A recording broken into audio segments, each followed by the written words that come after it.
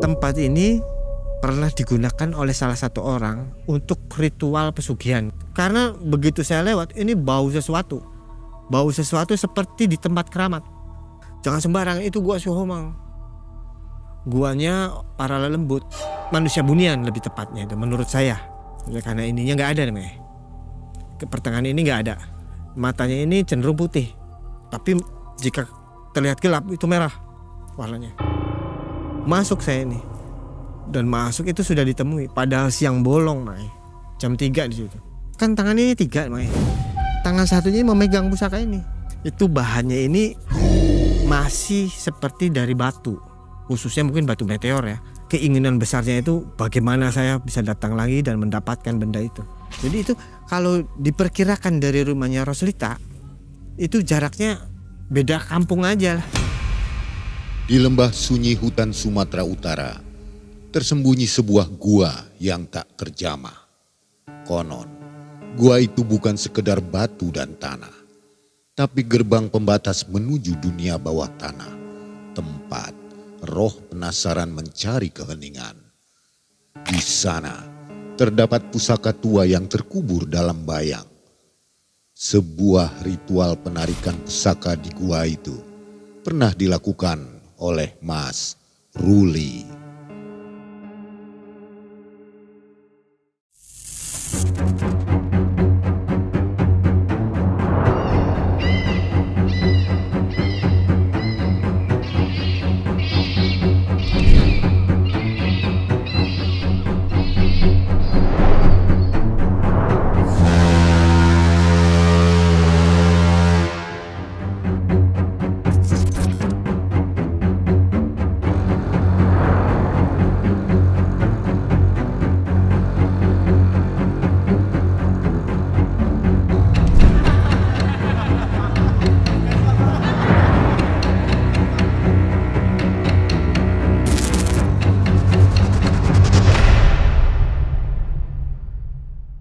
Assalamualaikum warahmatullahi wabarakatuh. Waalaikumsalam warahmatullahi wabarakatuh. Sobat Malam Mencekam, alhamdulillah malam hari ini kita jumpa lagi ya.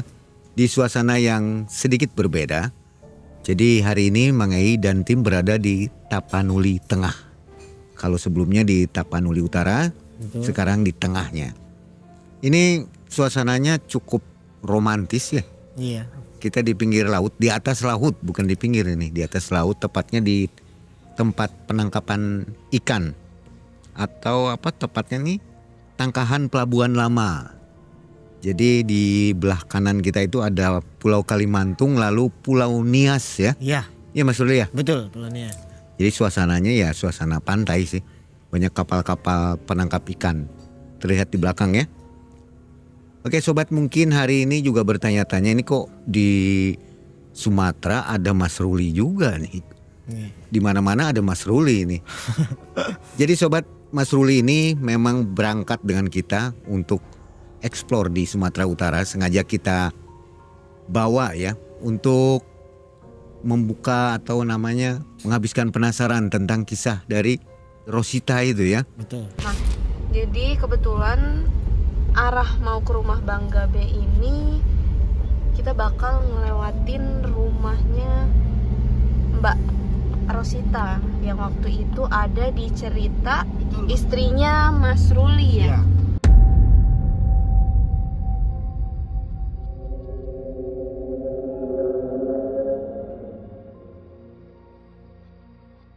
Jadi supaya jelas bahwa kejadiannya itu benar-benar nyata.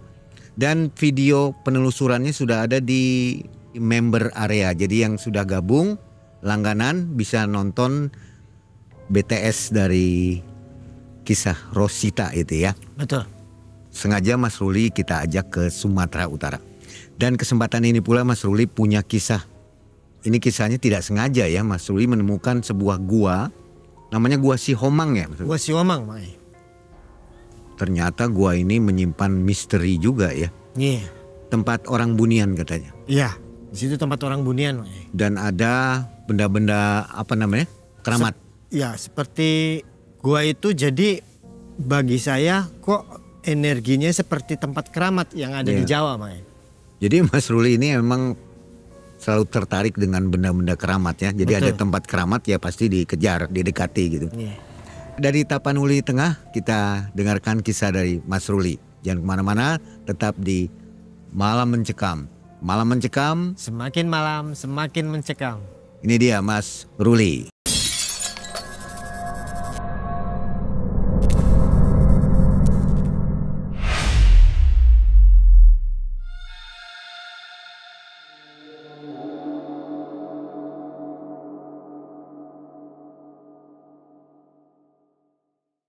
Begini Bang E, waktu saya bersama tim, saya kan mencari rumah Rosita itu.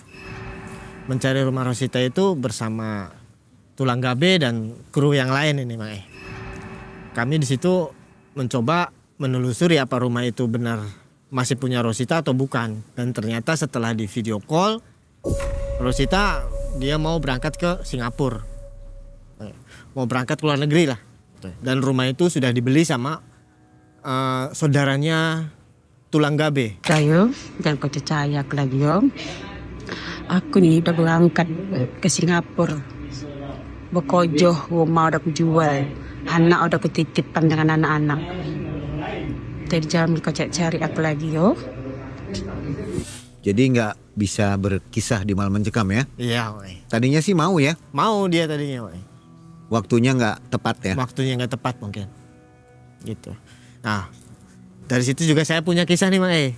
Waktu itu saya mau mudik bersama istri, Mang E. Jadi begini ceritanya, Mang E. Jadi saya ini jackpot. Jackpot pusaka saya dibeli sama salah satu kolektor di Cirebon, Mang E.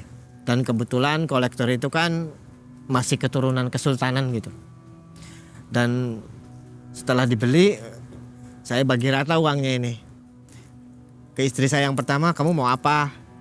Ya dia mau sesuatu lah, tapi untuk kita juga. Dan saya tanya lagi ke istri yang kedua, saya mau pergi pulang kampung katanya, ke Simasom Toruan, kata Lisa.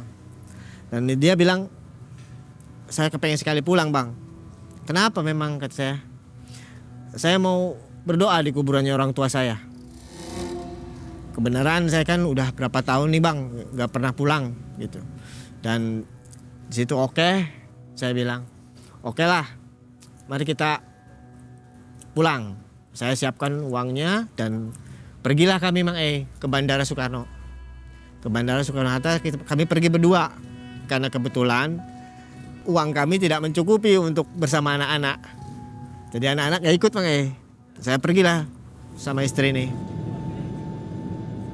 Di situ saya untung nggak delay pesawatnya, karena kan jarang sekali itu banyak badai katanya kalau ke Sumatera ini, ke Bandara Siborong-Borong gitu, Silangit. Dan sampailah kami di Siborong-Borong Silangit bersama istri Mang E. Di situ kami ngerasa pusing. Oh iya ya, dek gimana kita dari Silangit menuju ke Simasom Toruan ke Tarutung? Istri saya bilang tenang aja bang, banyak travel kok. Nanti saya teleponkan saudara saya gitu. Yang kebetulan kemarin juga kita sempat ketemu ya yang namanya Bang Eben itu Bang E. Dan dia salah satu super driver lah, driver mobil itu charteran gitu semacamnya gitu. Berangkatlah kami naik mobil itu menuju desa Simasom Toruan bersama Bang Eben. Bang Eben bilang di tengah jalan di perjalanan kita itu, Bang Ruli, Lai, nah, di sana musim apa itu Lai? Katanya. Saya bilang, sudah kelar tuh musim. Dulu tadinya masih musim mangga. Musim mangga, tapi sekarang udah kelar. Di sana masih hujan Lai. Katanya bilang gitu. Saya bilang, udah enggak, di sana udah kemarau. Bang Eben ini bilang ke saya, Lai, kalau di sini yang banyak kelokan itu ada salah satu kelokan yang angker di situ. Kelokan tersebut wajib setiap tahunnya itu memakan tubal. Apalagi hujan begini nih Lai. Saya sempat lewat nggak? Nah, sempat, makanya sempat. Dan itu begini, memang serius bang, serius. Kalau saya rekod gimana tempatnya? Boleh. Jadi saya siapkan HP itu bang E. Saya siapkan HP untuk merekod tuh. Begitu sampai Simasom, Simasem Toruan itu ada kelokan yang tajam sekali, makanya itu dua kali kelokan itu di situ. Memang benar adanya. Bang Eben bilang kalau gerimis pasti ada kecelakaan di situ. Benar adanya itu makanya. Begitu sampai kelokan itu ada mobil terbalik di situ makanya. Karena gerimis mungkin dari segi logis itu karena nggak kelihatan ya, tertutup tebing mungkin. Itu benar ada mobil terbalik di situ, Mang. Mobil travel ya, itu terbalik. Di situ saya selalu sampai ngerekord terus, Bang. Begitu ngerekord, tuh bener kan adanya kata Bang Eben. Begini tuh, selalu saja. Apalagi setiap tahun ini wajib makan korban di sini katanya. Oh gitu ya, Bang. Iya katanya.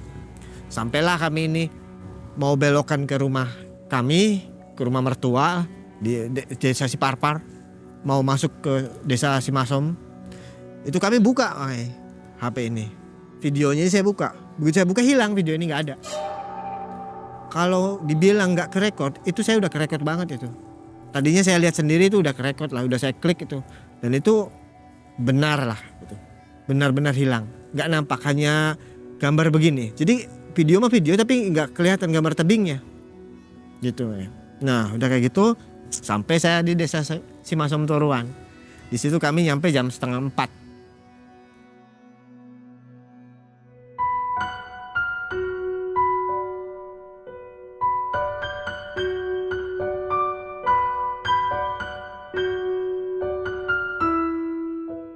Di daerah Batak ini, Mang, tetangga itu semua mendatangi. Kalau ada salah satu family yang datang dari jauh gitu.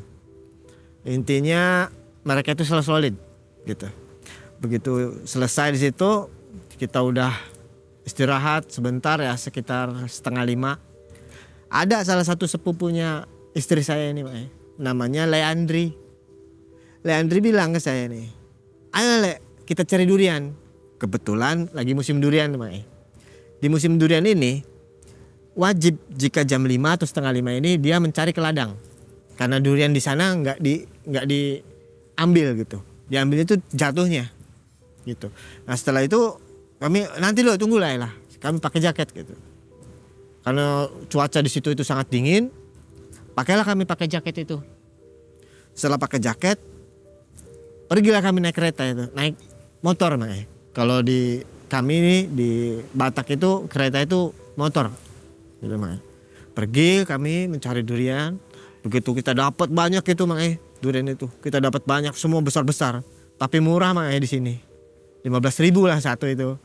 Tuh ada kita 100.000 itu dapat 5 atau 6 itu. Pokoknya apalagi, kenyang ya. Iya, apalagi yang kecil-kecil. Kami hampir mabuk durian di sini.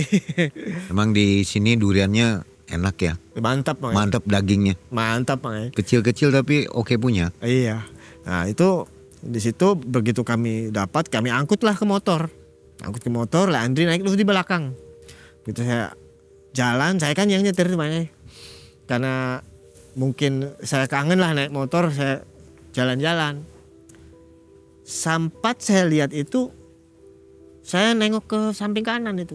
Kebetulan ada salah satu gua. Gua tersebut menarik bagi saya.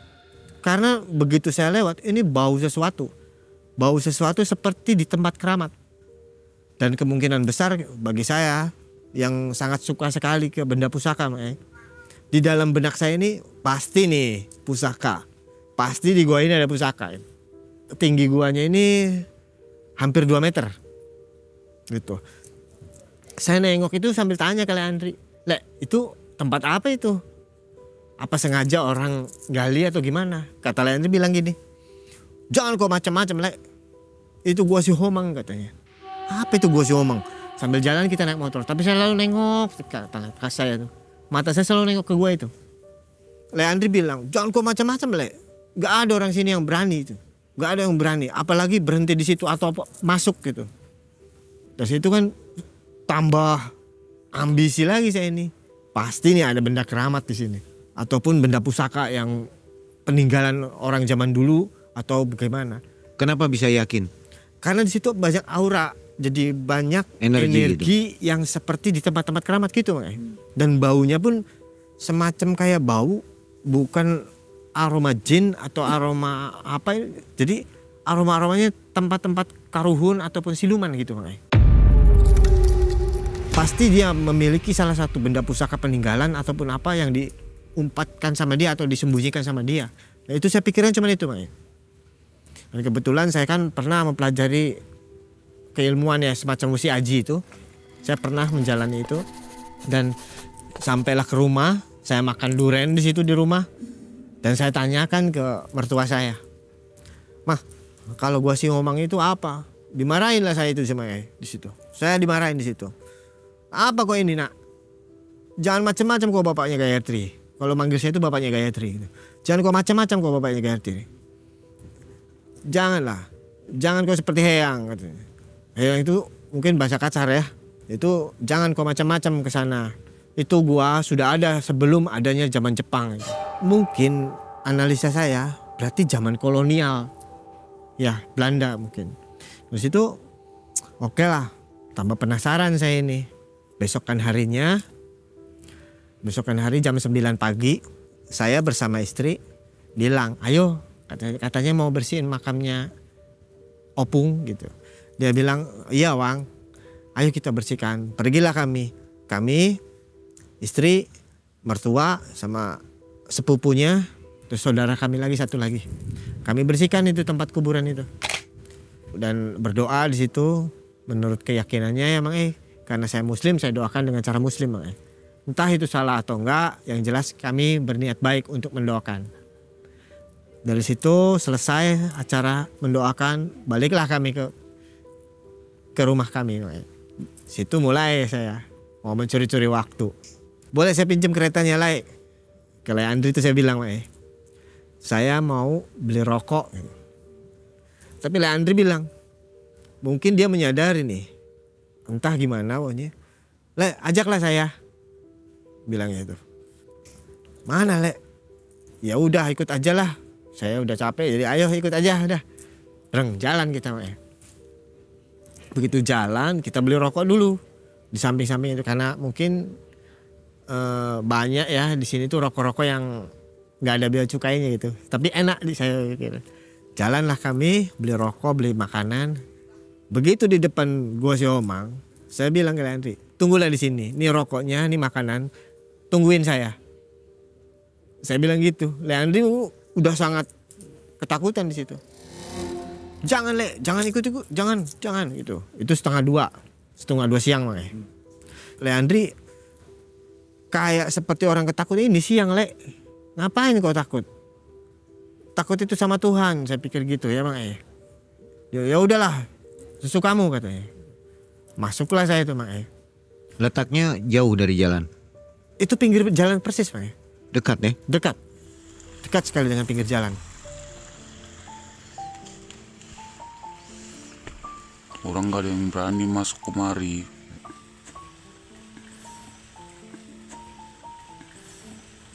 Dan itu setelah saya masuk selama 8 meter itu banyak sekali lorong-lorong ruang-ruang, makanya di situ dibilang ruang gua si Homang. Saya penasaran yang namanya si Homang ini apa gitu. Di situ saya makanya sangat kaget luar biasa. Begitu saya masuk 8 meter ini kan lembab. Di pikiran saya yang ada takut longsor atau licin gitu karena masih ada stalagmit gitu dan jarang sekali ada karang. Stalagmit itu jarang, yang ada lumpur banyak banget. Tapi kayak bener-bener tertata rapi, kayak bener-bener digali sama orang. Namun kalau menurut saya kalau digali sama manusia biasa, itu mungkin kan gua ini pasti tinggi, nah itu mah pendek. Jadi kita kalau jalan merunduk, merunduk. Begitu 8 meter saya mau balik kanan, saya nengok sebelah kiri itu ada salah satu makhluk yang sangat mengagetkan saya. Saya sangat kaget luar biasa, ini bukan takut saya nih, kaget. Dia keluar yang mirip makhluk itu gambarannya seperti The Lord of the Ring. Cuman matanya besar, telinganya itu kan enggak lancip tapi lebar. Lebar, yang bikin aneh lagi kakinya lebih panjang. Tapi tungkainya ini terbalik. Oh.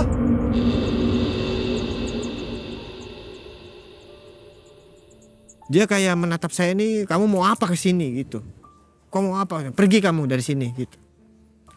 Nah di situ saya sangat heran dengan energinya ini, Mang.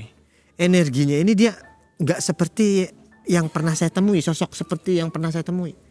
Yang bawah kalau kita misalnya kita ini ketemu pocong di situ, itu energi kita ini udah sangat benturan sekali. Kalau misalnya orang itu awam dan dia itu memegang, mungkin seperti kayak energi strum gitu ya, kena listrik gitu. Itu memang benar adanya. Tapi kok kita ngelihat makhluk itu biasa saja, biasa. Jadi energinya itu seperti angin yang jangan ke sini gitu. Jadi kayak angin besar tapi nggak ada angin gitu ke saya. Itu dingin ke sini nih ke badan. Oh ini dia melarang saya kayaknya. Gitu. Melarang saya pergi lah. Saya lari balik kanan itu sempet saya ini kan sambil gini jalan karena takut kejedot. Itu munculnya satu aja ya? Satu aja. Satu makhluk? Satu makhluk dulu itu. Dan itu begitu saya tengok sebelah kanan saya kan ada ruang lagi itu. Ada ruang lagi yang seperti kayak dipahat gitu gitu. Kayak bulatan gitu. Pas saya tengok saya berbalik lagi. Loh itu ada sesaji Dan itu aneh kayak bekas sesaji. Kayak bekas dupa itu ada 3. Tapi tinggal lidinya aja. Dan saya lihat di situ ada bekas telur. Masih baru? Itu kemungkinan antara 4 bulan atau berapa lah gitu. Dan itu ada salah satu yang sangat tertarik nih bagi saya. Dan sangat tertarik sekali. Itu ada uang perahu layar 100 rupiah. Itu ada 3 biji. Yang satu dilinting, yang 2 ini ditindih sama telur. Dan itu saya tahu maksudnya Tapi dengan saya itu ngerasa takut karena ada yang belakang ini. Saya sekilas lihat langsung saya keluar Begitu saya keluar dari situ saya kaget. Kita masukkan jam 2 siang Saya pikir itu udah baru berapa menit di dalam ini. Tapi setelah saya lihat keluar ini, loh kok gelap. Itu udah 6:30 Perasaan di dalam hanya berapa menit. Hanya beberapa menit itu. Hanya saya nengok doang itu nggak sempat saya pegang juga. Saya rasa ini alam, bukan alam kata orang Jawa nggak sebayane gitu. Jadi nggak semestinya alam ini. Jadi itu menurut saya energi portal gaib Jadi energi portal yang belum kita masuk. Kalau kita masuk lebih dalam lagi mungkin hilang gitu. Ataupun nggak bisa menemukan pintu kembali gitu. Itu energi portal itu begitu Pulanglah kembali saya nih mencari Leandri. Leandri sudah nggak ada di tempat Sudah saya tanya, itu gerimis waktu itu. Waktu itu gerimis. Loh, saya nyari ke sana kemari. Kemana ini kan karena jalannya itu jauh ke rumah itu Harus pakai kereta, harus pakai motor. Dan saya tengok ada salah satu rumah sebelum gua Siomang ini ada salah satu rumah Di rumah tersebut saya tengok loh ada motornya Leandri ini. Begitu saya lihat dia lagi ngobrol sama tetangga, sama orang itu. Dia marah. Dari mana kau? Jangan sembarangan loh. Tetangganya pun bilang, jangan sembarangan kau masuk ke situ. Kamu bisa hilang katanya. Nah bisa hilang, jangan sembarangan, itu gua Siomang. Guanya para lelembut. Manusia bunian lebih tepatnya itu menurut saya. Karena ininya nggak ada ke pertengahan ini nggak ada. Matanya ini cenderung putih. Tapi jika terlihat gelap itu merah warnanya. Dan itu di situ saya diamnya ini saya ngerasa aneh kok waktu ini cepat sekali situ. Entah ini gara-gara apa gitu. Entah energi apa yang ada di dalamnya ini. Apakah energi dari benar-benar itu hunian tempat gaib atau benar-benar itu energi dari sesuatu sehingga bisa membuka portal tersebut itu Saya pun bingung di situ. Hampir saja kau ini. Hampir saja apa? Hampir saja hilang. Kami semua mau mencari nih bersama tetangga. Memang di situ sudah disiapkan semua Cangkul, parang sudah disiapkan semua. Barangkali mungkin saya ini longsor di dalam atau mereka udah siap semua. Tapi nggak ada satupun orang yang berani untuk menengok, asal menengok gini aja nggak ada yang berani Saya tambah penasaran nih. Satu penasarannya ini di tempat ritual itu ada sesuatu dan rasa penasaran itu pasti di sini ada sesuatu pusaka yang disembunyikan oleh makhluk itu. Gitu karena itu pasti dikeramatkan atau didewakan lah oleh makhluk tersebut pusaka itu Karena sempat saya mau mencium bau wangi di dalam itu. Bau wangi seperti misik hitam yang biasa ditaruh di tempat pusaka-pusaka, Mai. Saya tuh yakin sekali ada. Makin semangat ya. Makin semangat. Dan yang paling menariknya lagi, yang sangat tidak saya sadari gitu, kok bisanya gua sekecil itu pernah ada orang ritual. Yang jelas ini pasti orang ritual itu yang membuka portal gaibnya.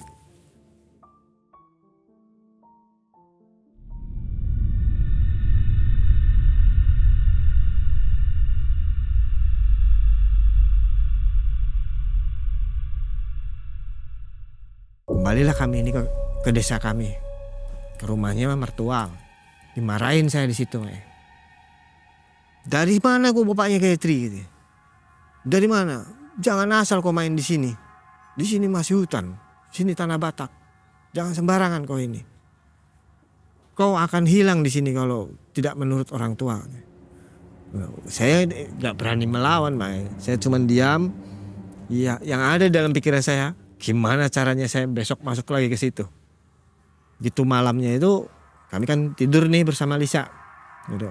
Dari mana aja bang, kamu jangan macam-macam di sini, nggak seperti yang di sana katanya. Adatnya pun nggak seperti yang di Jawa katanya. Iya dek, tapi abang mau pusaka nih dek. Udahlah jangan macam-macam, pusaka tinggal beli, jangan beli terus nanti kita jual. Nah itu nggak unik namanya. Kalau yang unik itu pusaka yang didapatkan sendiri, itu unik baru. Si Lisa ini ngerasa mungkin saking sayang ke saya mungkin ya.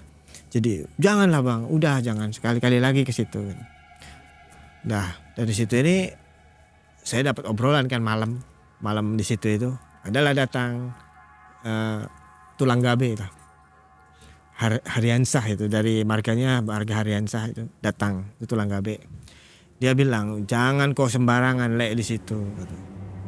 Memang di situ adalah tempat keramat, tempat yang dikeramatkan dan tempat yang paling ditakuti sama warga-warga sini. Khususnya orang-orang Onasang, Simasom Toruan yang dekat-dekat sama gua itu, mereka nggak ada yang pernah berani. Jangankan masuk, hanya menengok kepalanya saja nggak ada yang berani. Yang bener Tulang, saya panggil Tulang ya. Yang bener Tulang, emang sudah berapa lama? Semenjak adanya gua itu, yang pernah terjadi sesuatu itu orang kaya yang ada di Samosir. Dia punya anjing 3. Punya anjing 3 di Samosir ini, dia pakai handycam di belakang punggung anjing ini. Dia lepas dari Samosir, kan ada gua lagi di Samosir ini. Dibilang juga di Samosir ini gua si Homang lagi. Dilepaslah anjing ini 3 dari Samosir. Nah, yang 2 hilang. Yang 1 keluarnya di si Parpar itu. Gua si Homang itu. Keluar di situ sudah disambut sama majikannya di situ.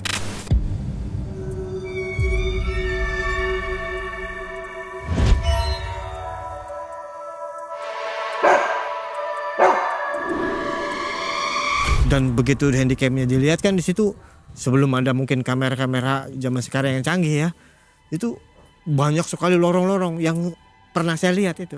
Oh iya bener ini lorong-lorongnya begitu. Jadi lorong-lorong itu seperti cabang gini gitu. Dan itu entah itu kenapa, seperti ada telapak-telapak kaki tapi kayak kakinya kok heran gitulah. Bagi saya itu heran. Ah bukan kaki lah ini sih gitu. Saya pikir gitu. Cuman kalau mungkin ditelisik lagi, oh ini kaki gitu.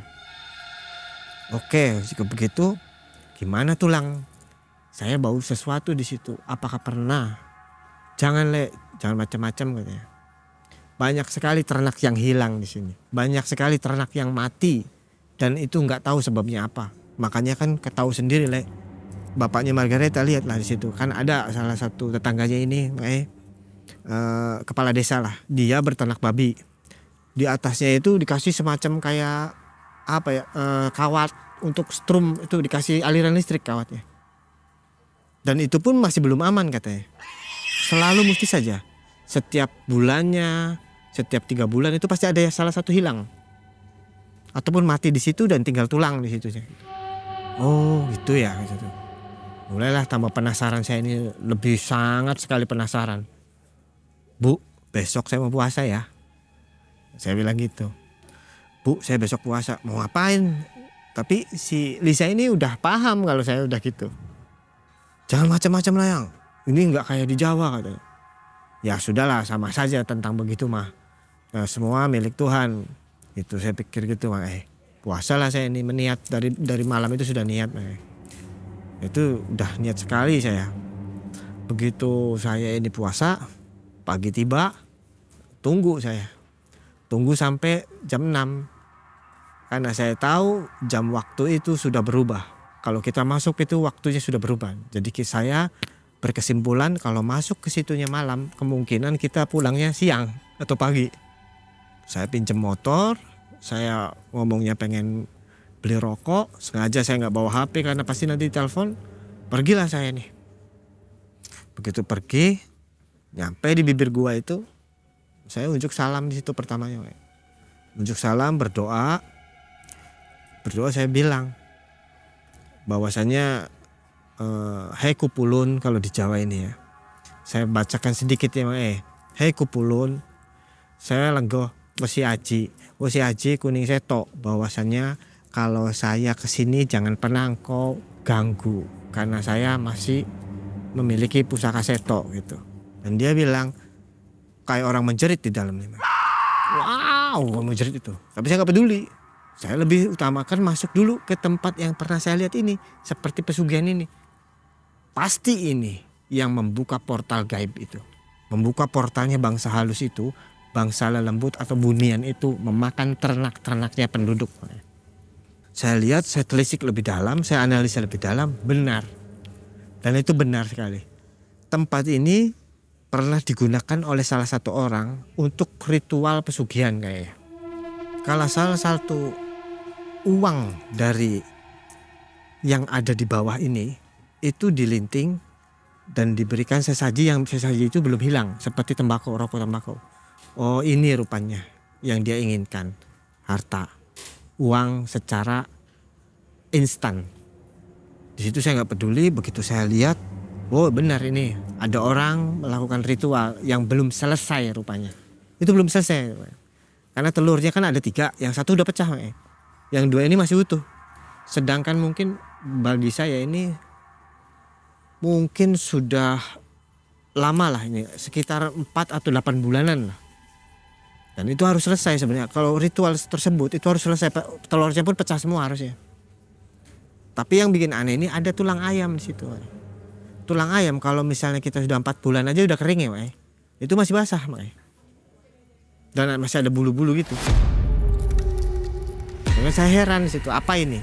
Dan benar saja, di situ saya dikagetkan lagi sama mata besar sekali. Tapi saya lihatnya gini, loh kok gua memang gelap sekali gua itu. Senter itu dengan energinya aja senter mati, saya kontak senter gak jalan, benar-benar gak jalan. Dia berkomunikasi sama saya itu dengan bahasa Batak. Dan saya nggak tahu ya gimana, saya lupa bahasanya, cuma yang jelas saya mengerti gitu. Kamu sedang apa di sini? Kamu menginginkan apa di sini? Gitu. Pergi dari sini atau saya bawa ke alam saya. Saya lihat kan itu tinggi sekali, makanya. Saya kira itu bener-bener rajanya atau apanya itu. Setelah saya track senter itu nyala, saya bacakan sesuatu dan senter itu nyala, saya tengok gini, loh. Jadi ada salah satu lorong lagi di atas. Dan dia itu hanya begini, bukan dia itu berdiri atau apa, bukan. Jadi dia ada di atas, saya kira itu besar sekali kan, karena gelap gitu. Begitu saya turun, tengok sekilas lihat, saya itu bawa pusaka. Pas lihat di samping pinggangnya ini, dia memegang salah satu pusaka yang tangannya ini masuk ke pusaka itu, tangannya masuk. Kan tangannya ini 3, tangan satunya memegang pusaka ini, jari satunya nih. Saya mulai oh ini ternyata. Itu apa yang kamu inginkan datang ke sini, katanya. Dan itu saya tanya ke itunya. Apakah boleh pusaka kamu ini saya minta? Kata dia ini, saya mau minta sesuatu kalau begitu. Langsung saya berbalik kanan karena dia ini seperti di dalam itu kayak gemuruh. Kayak suara gemuruh aja. Pergi dari itu saya. Pergi dari situ, ternyata begitu saya loncat, ternyata sudah jam 7 pagi, sudah siang. Dan itu kaget saya. Subhanallah, kaget lah saya. Mulailah di situ saya itu rame lagi. Ini Jawa katanya, sampai rumah mertua dibilang ini Jawa katanya, nggak mau kapoknya. Dikiranya saya pergi kemana-mana. Nyebutnya Jawa ya. Iya kalau saya. Atau bapaknya Gayatri, bapaknya Gayatri gitu biasanya. Lihat celana saya penuh lumpur di situ. Dia kaget. Dari mana kau? Kau pergi lagi rupanya ke Gua Siomang katanya. Dan itu saya bilang, iya mah. Cari apa kau di situ? Mencari sesuatu lah mau. Dan itu saya ini mencari celah lagi gimana caranya makanya. Tapi waktu itu saya nggak langsung pergi. Begitu ke 4 hari ke 5 hari ya. Begitu ke 5 harinya saya ini mulai di situ. Karena sudah aman, saya pergi dan saya menyiapkan sesuatu di situ untuk bisa merebut benda pusaka itu. Dengan cara gimana itu ya. Saya siapkan ayam kampung 1 dan saya siapkan parang. Saya siapkan juga semacam kayak telur itu 1. Pergilah saya ke Gua Siomang. Pergi saya ke Gua Siomang. Di kala itu kita jam 3 sore. Begitu jam 3 sore kita pergi ke Gua Siomang. Masuk saya ini. Dan masuk itu sudah ditemui. Padahal siang bolong Mai. Jam 3 di situ.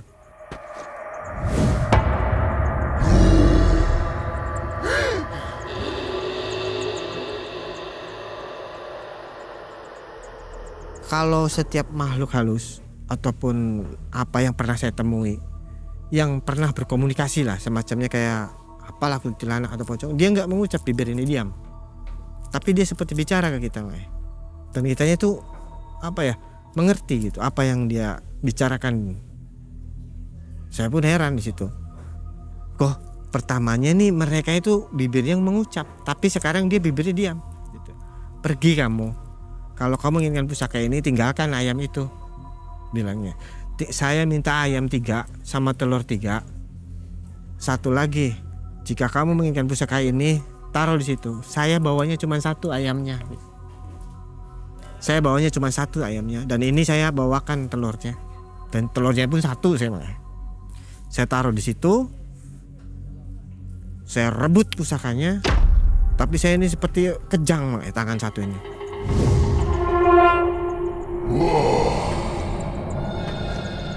Membawa pusaka itu seperti kejang, kalau benar-benar energinya luar biasa lah. Begitu saya keluar itu udah malam hari. Udah malam hari, sekitar mungkin itu kan kita jam 3 sore dan itu udah jam 9 malam. Udah jam 9 tapi saya keluar dari gua itu. Rasanya di sana itu beberapa menit cuman baru sebentar menurut saya sih, baru saya ngocap sebentar itu seperti nggak ada lah, semacam 1 jam ataupun nggak ada. Itu nggak ada. Awak pergi dari situ langsung pulang ke rumah mertua itu sambil bawa pusaka itu, sambil bawa motor kan, tangan 1 saya bawa motor. Itu malam itu sekitar jam 9 jam 10 lah. Begitu nyampe depan rumah, saya mau standar motor, dari saya tengok ke belakang itu sudah ada 6 makhluk yang kayak di gua itu sudah ada 6. Bentuk-bentuknya ini jadi seperti yang seperti saya lihat, cuman ada salah satu bentuknya yang unik ini dari makhluk itu. Jadi kakinya ke depan tuh jalannya itu seperti binatang, seperti kuda gitulah. Semua sama. Cuman salah satu ini mungkin rajanya, entah panglimanya, entah apa itu, memakai cincin, dan dia tuh memakai ikat.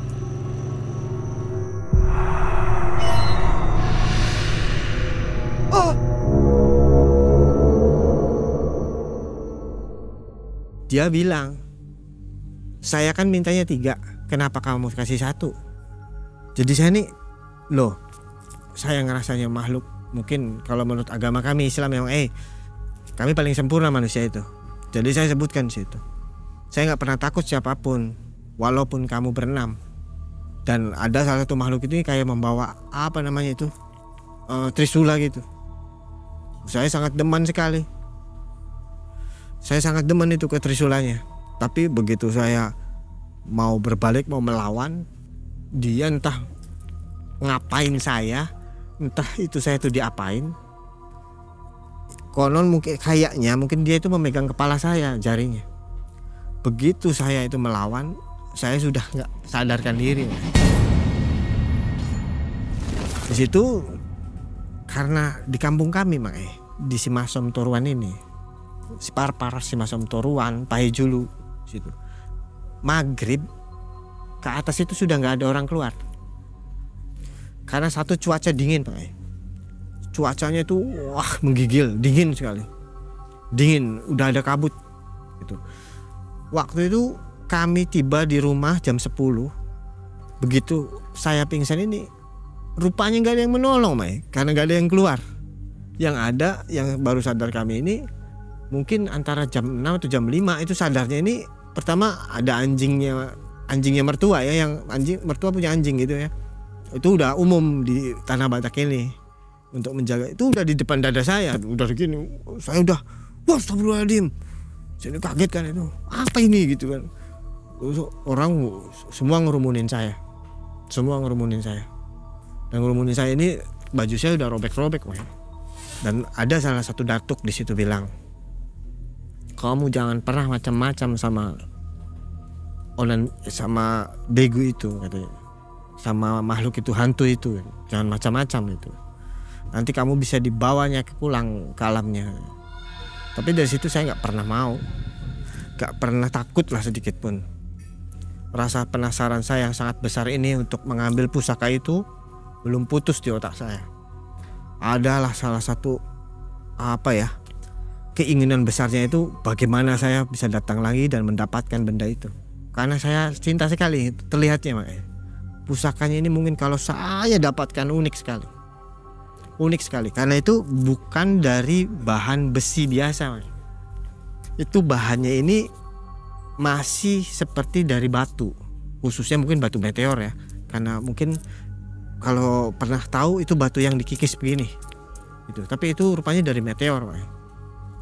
Tibalah seminggu kemudian saya siapkan badan dulu, karena situ saya sempat sakit kan saya siapkan badan, saya sehatkan, datang lagi saya ke situ.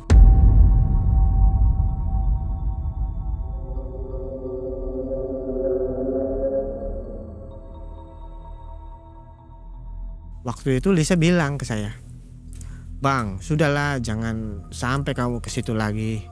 Saya repot ini menghadapi mama, menghadapi semua orang. Kamu ini kerja apa katanya? Mencari tempat-tempat bahaya gitu. Bilangnya gitu. Semua keluarga ya, semua sampai kepala desa. Sama kepala desa itu, bapaknya si Noel itu bilang bahwasanya jangan kau macam-macam di situ. Itu bisa kau hilang di situ katanya. Kerjaanmu ke apa ini? Orang sini nggak pernah ada yang berani datang ke situ.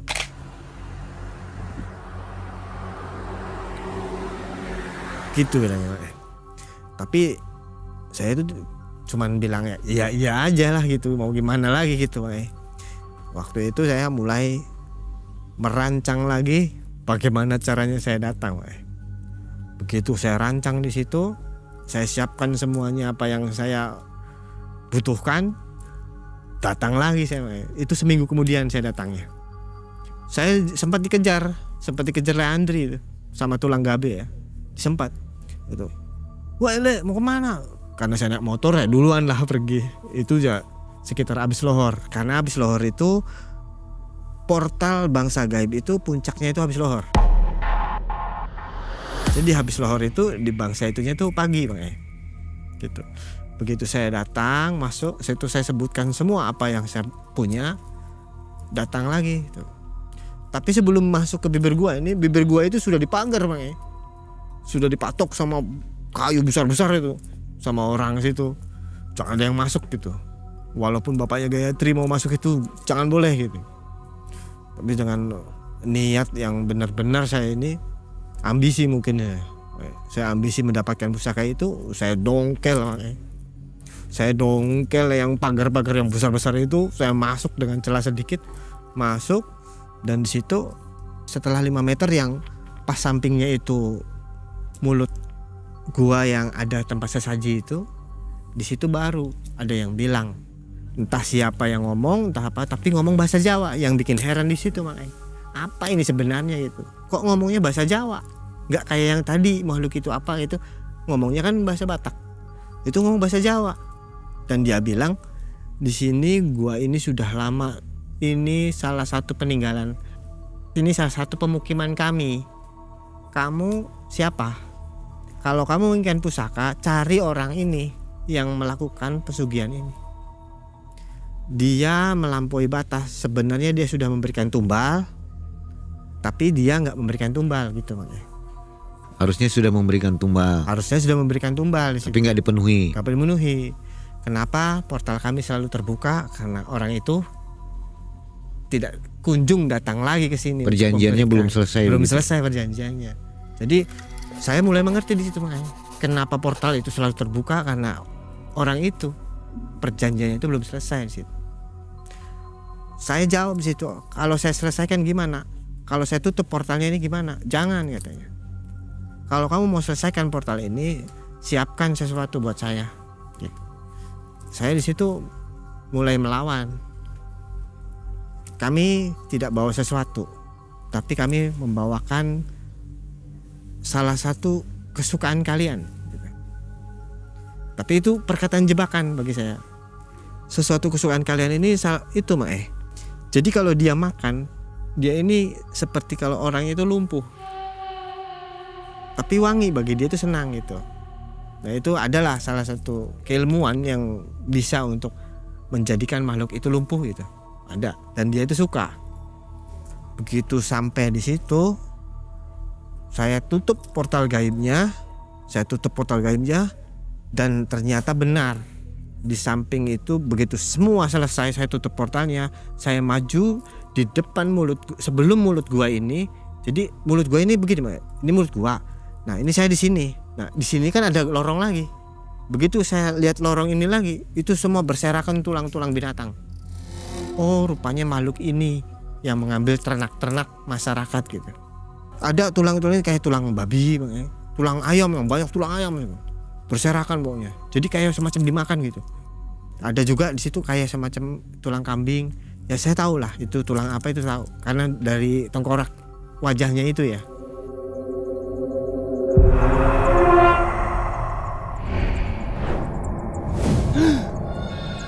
Bukan tulang manusia ya? Bukan. Ada salah satu tulang manusia ada. Di pojokan itu ada kayak orang begini, itu tulang manusia semua itu. Dan itu saya rasa sebelum zaman kami itu, sebelum adanya zaman normal itu sudah bertapa dulu. Mungkin itu sang pertapa entah apa itu, tapi saya nggak mau berani ngusik. Entah hawanya ini saya nggak berani ngusik. Biasanya orang itu memang benar-benar melakukan sesuatu di situ, tapi dia sempurna di situ. Dalam artian itu sempurna nih gini, dia itu bertapa di situ sampai meninggalnya, dan meninggalnya itu sempurna. Dia tidak melakukan hal perjanjian ataupun apa. Tapi di samping kanan kitanya ini ada salah satu ruangan yang untuk bagi saya itu perjanjian untuk membuat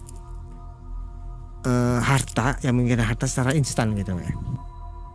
Di situ saya tutup semua karena dia tidak memberikan pusakanya. Saya pergi di situ. Saya pergi itu udah siang bolong, dan terjadi lagi situ saya begitu keluar dari mulut gua, saya sudah lemas, sudah nggak punya energi apa-apa. Saya pingsan di situ, entah gimana jadinya. Tahu-tahu saya udah di rumah aja, gitu. Terus di situ kumpullah semua orang, sampai datuk, tulang gabe dan lain-lain, menceritakan semua. Baru menceritakan terbuka, dan masyarakat situ baru tahu semua bahwasannya hewan-hewan peliharaan yang mati itu dikarenakan apa. Datuk itu cerita, tulang gabe cerita bahwasannya di situ makhluk-makhluk yang berserakan itu, saya sebutkan di situ banyak sekali tulang-tulang gitu ya. Dan itu dia bilang benar katanya, kata datuk itu. Di kami ini belum pernah ada yang bisa nutup portal itu. Menutup supaya itu, saya tahu yang memakan itu makhluk itu, tapi saya nggak berani bilang. Dan itu memang benar adanya, Waktu kami ya mungkin kalau kami sudah kenal MM dari jauh hari, ataupun waktu kemarin kami ini mencari narasumber di situ, ya itu sangat pelik sekali. Bener-bener dia tahu cerita, tapi dia gak mau menceritakan karena takut. Itu yang ada, Dan itu benar adanya. Setelah saya buka semua di situ, setelah saya memberitahukan salah satu yang dituakan di situ, saya bicara di situ, dan Tulang Gabe nyaut dan Datuk itu bilang bahwasanya benar, saya sebenarnya tahu yang memakan ternak-ternak kalian itu, makhluk itu, tapi saya nggak berani ngucap. Dan sekarang sudah terpecahkan semua. Saya bilang, ataupun mungkin saya punya salah satu nasihat untuk orang-orang Simasom Toruan ataupun orang Pahejulu, jangan pernah berani masuk lagi ke gua itu. Karena gua itu dengan waktu yang berbeda, karena dimensi yang berbeda, mungkin 3 lapis dari dimensi kita yang berbeda. Jangan pernah ada yang berani lagi masuk ke situ, apalagi untuk melakukan ritual, untuk ritual pesugihan ataupun ritual keilmuan situ. Jangan sampai lagi ada begitu gitu. Di situ kami bilang ke orang-orang Simasom itu, bilang ini yang memakan ternak-ternak kalian itu makhluk yang dari situ. Kenapa katanya? Kata kepala desa itu, bapaknya Noel itu ya, mungkin saya tahu itu bapaknya Noel itu bilang, apa benar gitu? Benar, Tulang. Di situ banyak sekali kerangka-kerangka binatang gitu, yang seperti kayak binatang babi, anjing ataupun ayam, itu yang paling banyak ayam, paling banyak. Yang bikin heran ini di depan pojoknya itu ada tulang manusia gitu. Kalau orang biasa nggak bisa lihat ya? Bisa, Mak. Bisa. Tapi nggak berani masuk. Karena nggak ada orang berani masuk di situ. Nah, mungkin ada kan salah satu gini, Tulang Gabe bilang kan ke saya, "Lek, kau bisa buktikan kalau kami ini bisa melihat gitu." Bisa saya buktikan, asal kamu jangan pernah takut. Jadi pada waktu itu juga ada salah satu 3 orang lah kami itu masuk lagi untuk ke sebelah kanannya itu, Bang, lorong sebelah kanan itu, dan mereka lihat semua di situ. Mereka itu membuktikan bahwasanya, oh iya tulang-tulang semua di situ. Dan ada salah satu tulang manusia, dan itu saya nggak berani mengusik ataupun mengambil sesuatunya, karena itu dia udah sempurna. Mungkin menjalani pertapaan di situ, entahlah apa. Yang jelas orang itu sudah sempurna. Jadi portalnya sudah ditutup. Portalnya sudah saya tutup, dan saya bilang mitos di daerah itu bahwa saja gua si Homang ini angker atau gimana, memang benar. Dan saya bilang juga ternak-ternak kalian yang hilang ini ulahnya si Homang. Lalu perburuan benda pusakanya itu nihil, saya tidak mendapatkan apa-apa di situ. Gagal ya? Gagal ya, karena saya lebih mengutamakan mungkin, oh ini rupanya mitos orang kampung bahwasanya ditakuti dan dibiarkannya hewan itu hilang, ternak itu hilang, dibiarkan, biarlah satu gitu. Tapi sekarang saya bilang ke orang-orang itu gak akan lagi ada hilang hewan. Jadi misteri sudah terpecahkan nih? Misteri semua sudah terpecahkan, alhamdulillah itu. Itu banyak ternak-ternak hilang? Banyak, rutin nih? Rutin, dan setiap, mungkin bagi saya, perkiraan saya ini, menurut analisa saya ini, setiap bulan purnama, Kenapa memang harus purnama? Itu kayaknya salah satu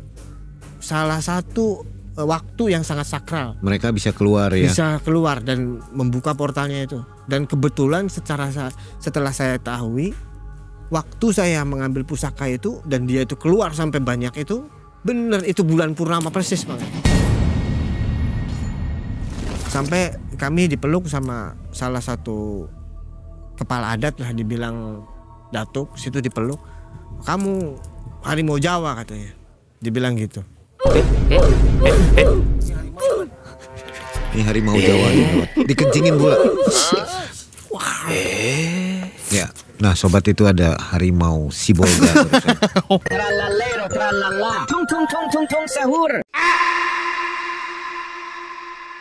Dan mengencingi apa namanya, bocil-bocil itu, pocong.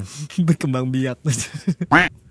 Oke, Mas Ruli, jadi dengan kehadiran Mas Ruli di daerah itu, akhirnya bisa membuka tabir misteri ya? Iya. Dan warga-warga situ sekarang sudah merasa aman nggak? Merasa aman, Setelah ditinggalkan nggak ada lagi ya? Nggak ada lagi. Dan satu lagi, yang belum selesai ya nih.